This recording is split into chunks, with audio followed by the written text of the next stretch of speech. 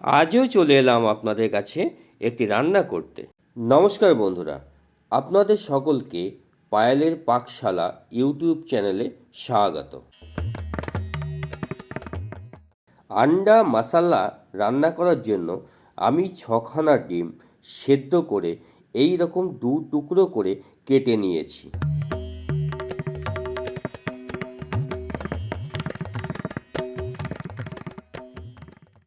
গরম কড়াইতে সর্ষের তেল দিয়ে এই ডিমগুলো ভেজে নেব, একটু কড়া করেই ভাজব। ডিম ভাজার সময় ওপর দিয়ে একটু নুন, হলুদ ও লঙ্কার গুঁড়ো ছড়িয়ে দিচ্ছি। ডিমগুলো উল্টে পাল্টে একটু কড়া করেই ভেজে নেব।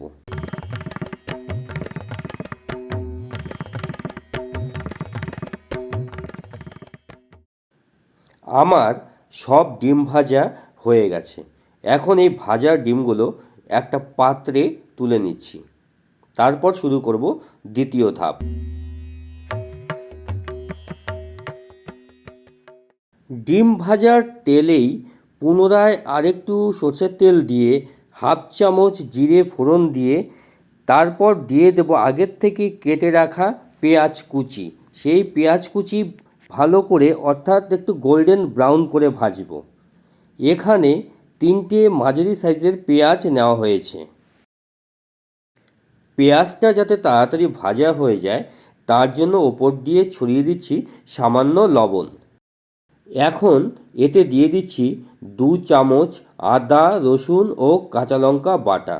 খুব ভালো করে কষিয়ে নেব যাতে আদা, রসুন ও কাঁচা লঙ্কার কাঁচা গন্ধটা কেটে যায়।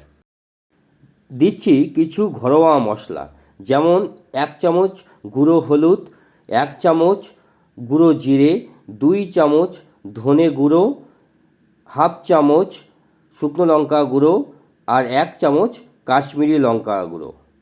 ভালো করে মিশিয়ে নিয়ে জল দিয়ে ভালো করে কষিয়ে নেব।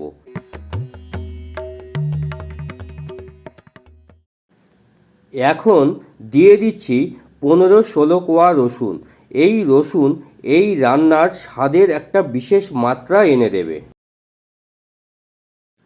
পুনরায় আরেকটু গরম জল দিয়ে আবার কষিয়ে নেব। 2-3 বার এরকম গরম জল দিয়ে কষাতে হবে, তাহলে পারফেক্ট জিনিসটা তৈরি হবে। ছড়িয়ে দিচ্ছি ধনে পাতা কুচি।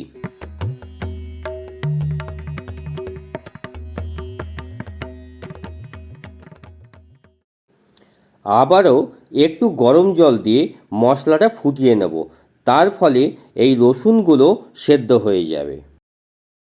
আমচুর পাউডার 1/2 চামচ একটু টকের জন্য, আর দিচ্ছি পরিমাণ মতো লবণ, আর দিচ্ছি 1/2 চামচ গরম মশলা ও 1 চামচের মতো চিনি। এই চিনি পুরো মশলার একটা ব্যালেন্স নিয়ে আসবে। ভালো মতো নাড়াচাড়া করে নেব। এবার দেব আগে থেকে ভেজে রাখা ডিমগুলো।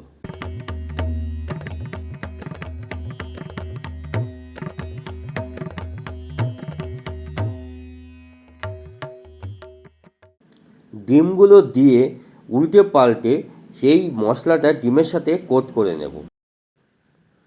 খুব সহজ ছিল আজকের এই রান্নাটি। এই রান্নাটি ভাত, রুটি, পরোটা সবেতেই চলবে। অবশ্যই ট্রাই করবেন, কথা দিচ্ছি খুব ভালো লাগবে। যারা ডিম ভালোবাসেন তারা তো অবশ্যই ট্রাই করবেন। যদি রান্নাটি ভালো লেগে থাকে অবশ্যই একটা লাইক করবেন, সাবস্ক্রাইব করে পাশে থাকবেন, কমেন্টস করে জানাবেন আপনার মূল্যবান মতামত।